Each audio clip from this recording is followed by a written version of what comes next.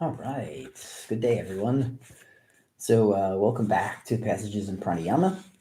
And as I mentioned, over the next probably few months or so, it's like 72 Karikas from the Samkhya Karika. So I'm going to get through. You don't really get through them. I don't think that's the best way to put it, but I'm going to get through this book one verse at a time during Passages in Pranayama.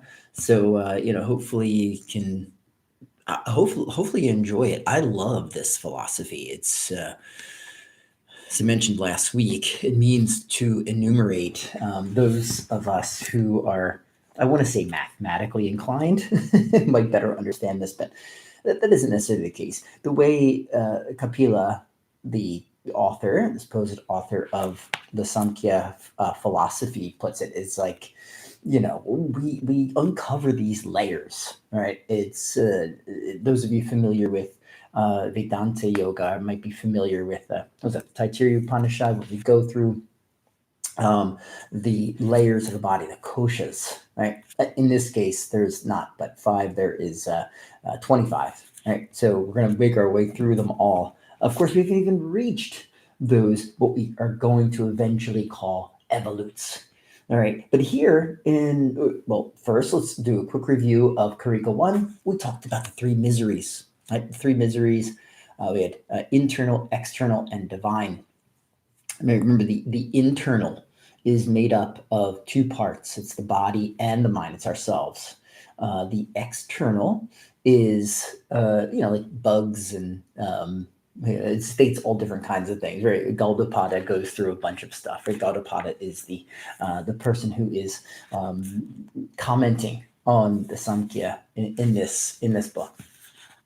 Anyway, so we have mosquitoes, but mostly it's going to be like other people, right? And relationships that we go through. And if you haven't checked that out, check out last week's, because we talk about like kind of karmic entanglement. And then finally, divine, right? Things that are of nature, let's say, right? Thunderstorms and earthquakes and so on. All right, now in Karika 2, I'm going to read through the translation. We're basically going to cut right to the chase because it's kind of simple, even though it seems a bit convoluted. So Karika 2 goes like so. The revealed is like the evident one. It is linked with impurity, destruction, and inequality. Other than that is better, proceeding from the right cognition of the manifest, unmanifest, and the knower. It's funny because even like Gaudapada and Bauer's commentaries on this is quite interesting. So let's first think about what parts of this say. Okay, so the word the revealed, right? And we have that very first word in Sanskrit, drishtavad, which means like that which is seen, right? Drisht, right? Seen, to look, to gaze, so on. And in this case, it means to that which is revealed is like the evident one. It is linked. Now, what is that evident one?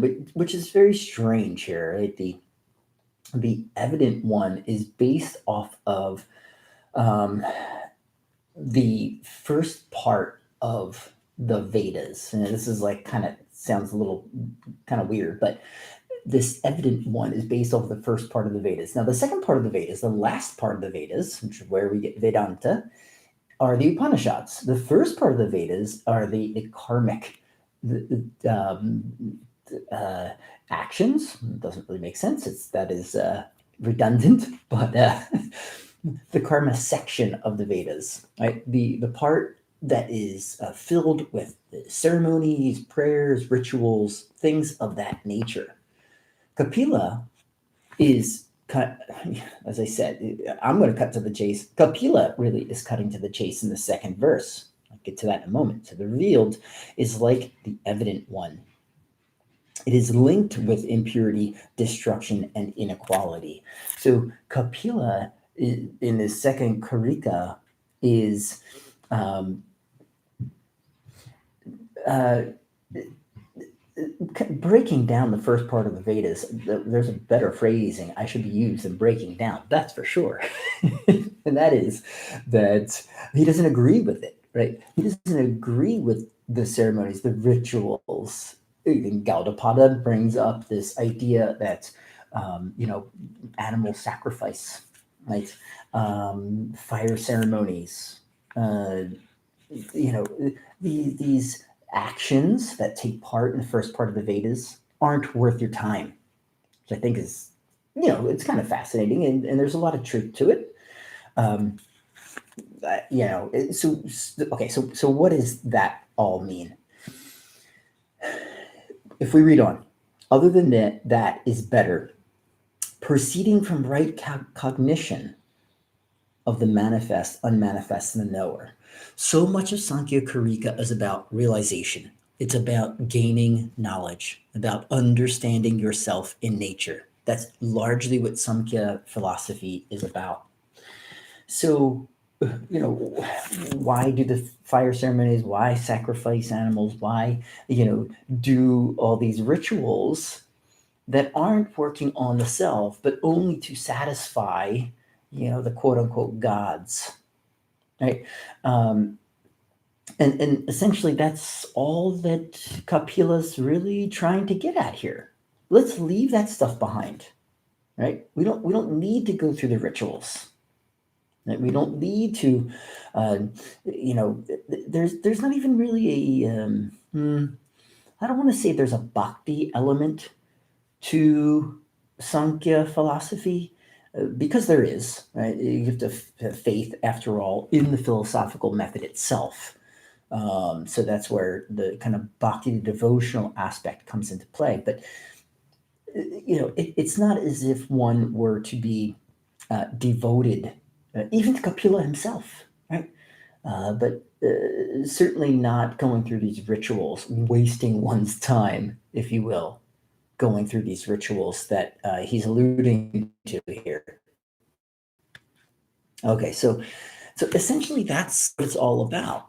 Right? They themselves, those ceremonies, those rituals, they're all basically impure. That's the word, the language that he ends up using. Now, what we're of course we're getting at, other than that, is better, right? Proceeding from right cognition, right? To know, right? To understand deeply, right? What we're get ourselves, right? Our ourselves and how we kind of fit into nature. Of course, that will unfold as we go through the Karika itself. All right. So the recognition of the manifest, unmanifest, and the knower. Here, Kapila is essentially summing up his philosophical system. All right, where we have like these three parts: the manifest, or the physical world; the unmanifest, this is like the mental realm; and then the knower, nya, the spirit, purusha. Right. So there's going to be moments where the Samkhya philosophy feels really like dualistic. In reality, it is not. Right? It's not. It's we make up all three parts of this. After all, we have to manifest the physical part of ourselves, our blood, our bones, and our skin, and all that jazz. We have the unmanifest, the ego, right? The mind stuffs, right? The emotions. And then we have the the nya, right? The purusha, the spirit, right? The one that knows, the one that observes.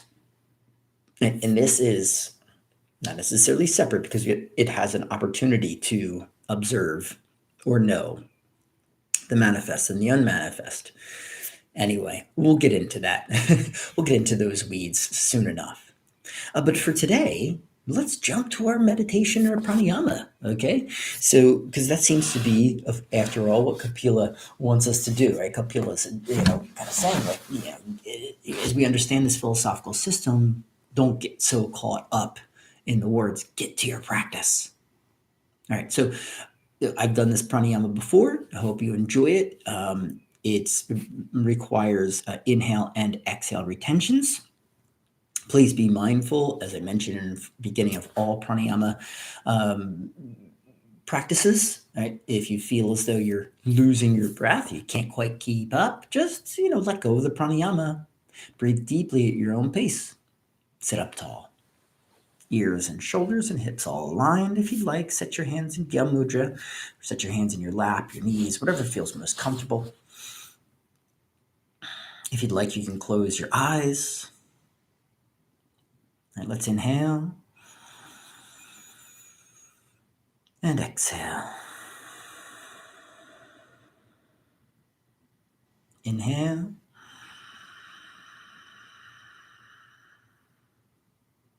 Exhale.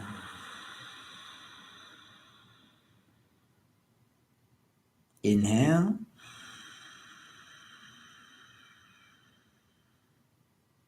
Exhale. Control. Inhale for 4, 3, 2, 1. Exhale. 4, 3, 2, 1. Inhale. 4, 3, 2, 1. Exhale. 4, 3, 2, 1.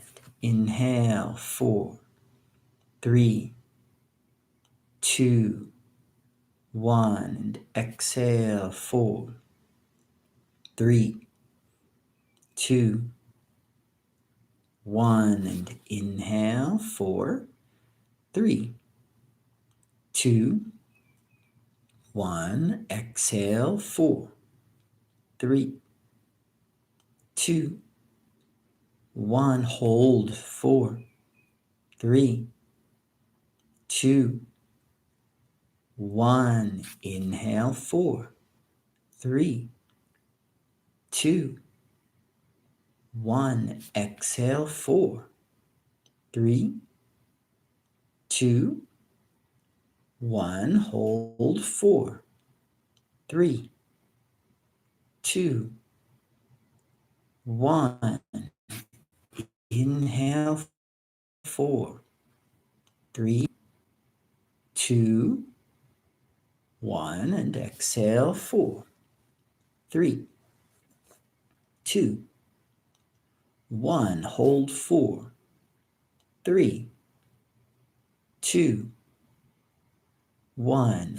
Inhale. 4, 3, 2, 1. Hold. 4, 3, 2, 1. And exhale. 4, 3, 2, 1. Hold. 4, 3, 2, 1. And inhale. 4, 3, 2, 1. Hold. 4, 3, 2, 1. Exhale. 4, 3, 2, 1. Hold. 4, 3, 2,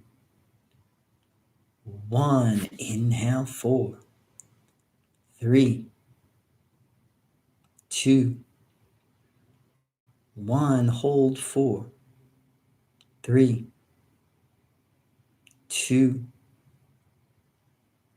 1. Exhale. 4, 3, 2, 1. Hold. 4, 3, 2, 1. Inhale. 4, 3, 2, 1. Hold. 4, 3, 2, 1. Exhale. 4, 3, 2, 1. Inhale. 4, 3, 2, 1. Hold. 4, 3,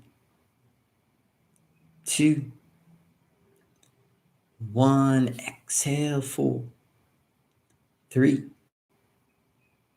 2, 1, and inhale, 4, 3, 2, 1, hold, 4, 3,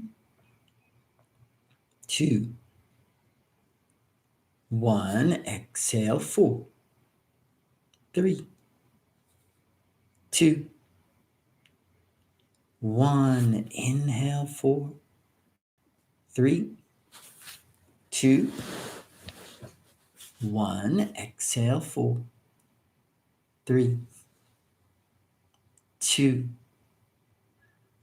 1, inhale, 4, 3, 2, 1, exhale, 4, 3, 2, 1, inhale, 4, 3,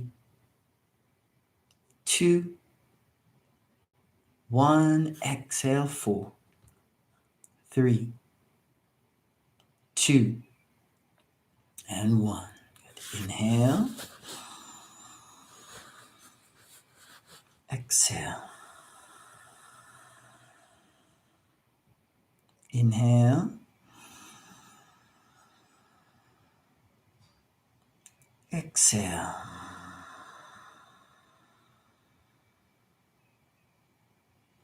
Inhale,